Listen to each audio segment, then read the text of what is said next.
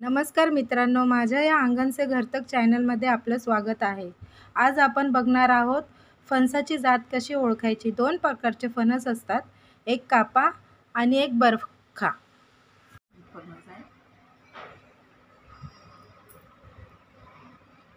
मी इथे दोन प्रकारचे फणस घेतलेले आहे, एक बरखा आणि एक कापा। हा जो फणस आहे तो कापा प्रकारचा आहे आणि हा जो फणस आहे तो बरखा या जातीचा आहे। तर यांना कसं ओळखायचं? हे बघा, हे जे दिसतंय तुम्हाला पंचकोनी, हा कापा फणस आहे। जे बारीक बारीक काटे आहेत त्याला, हे पंचकोनी आहेत आणि थोडेसे दूर दूर याचे काटे आहेत। पंचकोनी आणि थोडे दूर दूर हा कापा जातीचा फणस आहे आणि हा बरखा जातीचा फणस आहे। याचे काटे जवळ जवळ असतात आणि अनुकुचीदार असतात। हा बरखा प्रकारचा फणस आहे। बघा, दोघांमध्ये फरक बघा।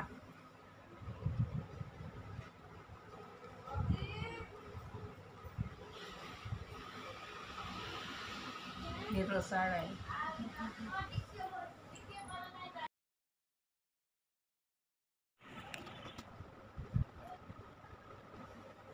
कापा जातीचा फणस हा कोरडा आणि गोड असतो, तसेच बरखा जातीचा फणस हा बिडबिडीत चिपचिपीट असतो आणि रसाळ आणि गोड असतो।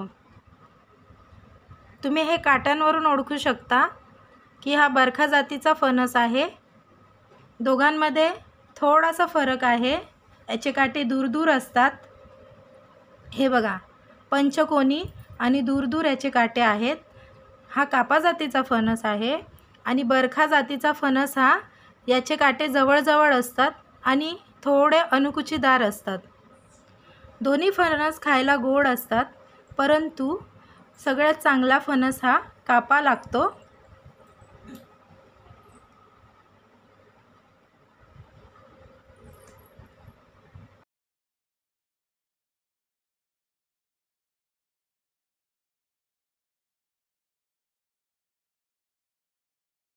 तर मित्रांनो, आपण हा कापा जातीचा फणस कापला आहे। तर हे बघा, कापा फणसाचे गर एकदम सुके असतात। हा फणस खाण्यासाठी खूपच छान लागतो। तो गोड आणि खोबऱ्यासारखा लागतो। हा खायला खूप चांगला लागतो। हे बरखा जातीच्या फणसाचे गर आहेत। हे बघा, ही गर खूपच बिलबिलीत चिपचिपीत आहेत।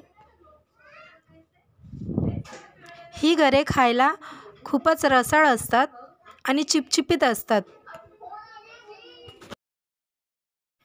कापा आणि बरखा जातीचे दोन्ही फणस खाण्यासाठी खूप चांगले असतात, रसाळ आणि गोड असतात। तर मित्रांनो, तुम्हाला आमचा व्हिडिओ कसा वाटला? जर चांगला वाटला असेल तर आमच्या व्हिडिओला लाईक, शेअर आणि सबस्क्राईब जरूर करा। थँक्यू।